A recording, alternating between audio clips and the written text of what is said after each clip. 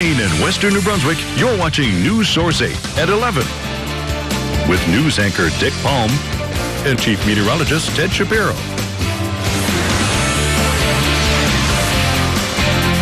Busy day at the polls around the state today. Voters were deciding on the governor, U.S. Senate, Congress, as well as state House and Senate seats. That's right. In the U.S. Senate race, incumbent Senator Susan Collins has brushed aside a challenge by Democrat Shenna Bellows to win a fourth term. With 180 of the 572 precincts reporting, Senator Collins has 70%, while Shenna Bellows has 30%. It's a three-way race for the congressional seat currently held by Representative Mike Michaud. Democrat Emily Kane, Republican Bruce Poliquin, and Independent Blaine Richardson are vying for that seat. It's a close race between Kane and Poliquin, with Poliquin leading with 47% over Kane's 42%. Blaine Richardson has 11%. And in the gubernatorial race, Republican Governor Paul LePage is up against Democrat Mike Michaud and Independent Elliott Cutler. At this point, Governor LePage is out in front with 50.2%, while Michaud and Cutler have 41.4% and 8.4% respectively. In the state Senate District 1 race, Democrat Ken Terrio is leading his opponent, Republican Peter Edgecombe, 36.95% to 63.05%. In District 2, Republican Mike Willett leading Democrat opponent Mike Carpenter, 54.58% to 45.42%.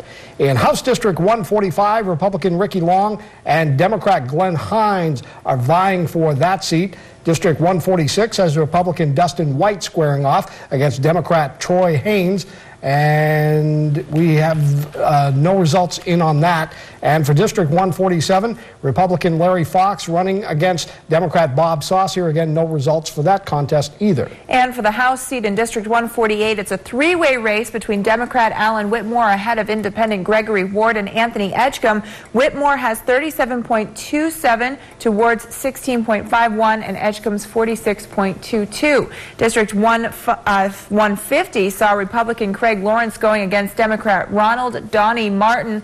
Lawrence has 25.84% of the vote, while Martin has 74.16%. And in District 151, Democrat John Martin is leading opponent Mike Netto 54.77% to 45.23%.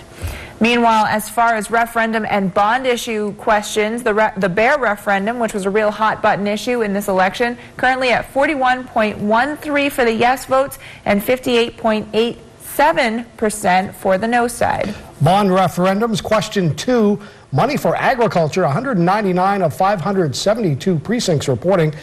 The yes votes have 57.68% to no's 42.4%. Question number 3, small business loans. Yes had 59.25%, while no had 40.75%.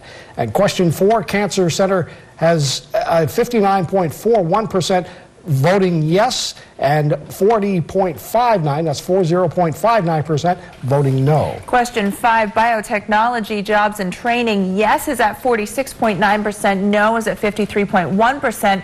Question 6, clean water. Yes 61.48% with no 38.52%. Question 7, marine economy. Yes 59.9%. No 45.03%. Again, this was with 199 of 572 precincts reporting, so there's still a lot to go before this race is over. Absolutely.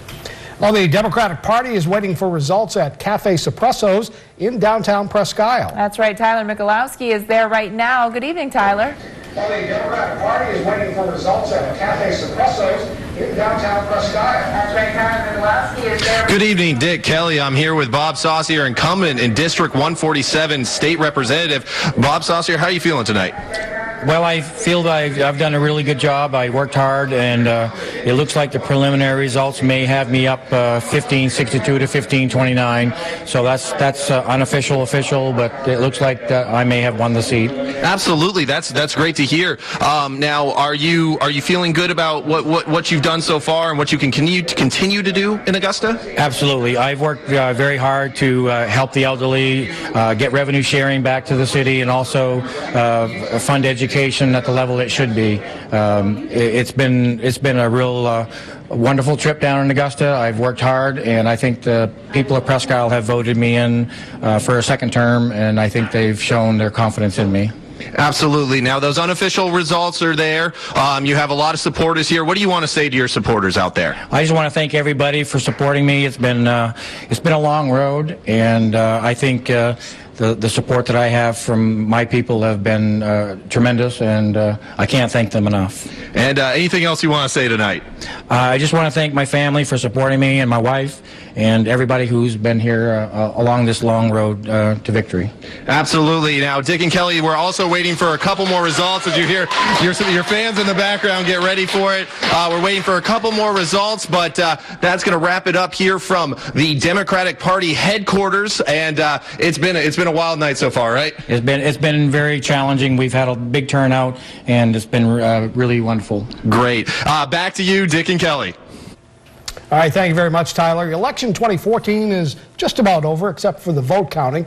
The polls have been closed since 8 o'clock tonight. Voter turnout was very, very good, according to local polling officials. That's right. The polls opened at 8 o'clock this morning, and throughout the day, thousands have showed up to vote in Presque Isle alone to voice their opinions on several important issues. Sean Cunningham has more. It's almost noontime, and a number of people have showed up at the Presque Isle Rec Center turned polling station to vote.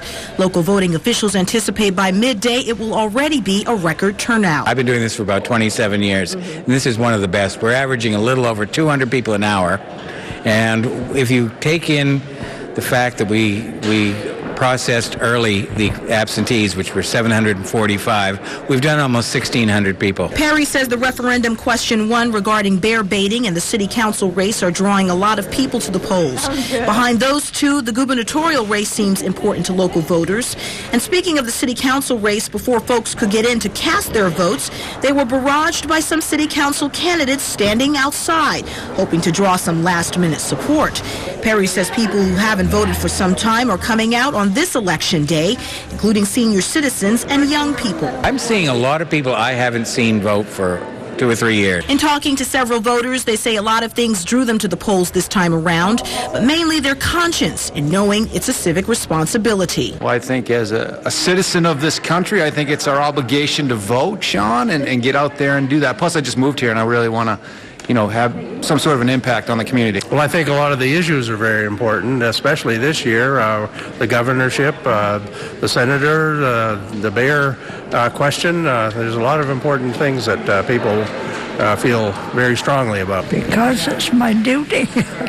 Nothing gets done if you don't say something, if you don't put it out there and let your voice be heard. If you don't vote, you cannot complain. You have absolutely no leg to stand on. You need to be able to participate, and you've got to do the right thing and vote today. Everybody needs to get out and vote. That's it. That's our civic duty. It's always important to vote. You can't complain if you don't vote. We're going to jump back into politics here for a minute. We heard from Tyler. Talking with the Democrats. Now we're going to hear from Jake Barrett, who will be talking with the Republicans this evening, and he joins us live now. Jake? 4%. Thank you, Dick and Kelly. Jake Barrett here at Freedom 14, the Republican Party headquarters here in Presque Isle. I'm with AJ Edgecombe here. And AJ, what's the feeling been like all night? It's been great. I mean, the atmosphere is awesome. We're all encouraging each other and having a good time, sharing memories and thoughts throughout the campaign trails, and just having a good time, cheering each other on, rooting for the U.S. districts and everything. So okay. So you've been paying attention to some of the races. What's been going on? Yes, it looks like Collins will once again be our senator. Paul Quinn is up by a few points in Congress district, and LePage is up by about 4 points right now. And it's also looking like No on 1 is still ahead by just a little bit, but it's getting closer and closer. Okay. And what would you like? You obviously got a lot of support here. What would you like to say to some of your supporters out there? I would just like to say thank you. We all would from the Republican Party. Thank you, everybody who came out and voted today. We really appreciate it, and let's keep this running. Okay, definitely a lot of support here, and it's almost like a party atmosphere. It's like the biggest day in politics. We hear the crowd in the background here.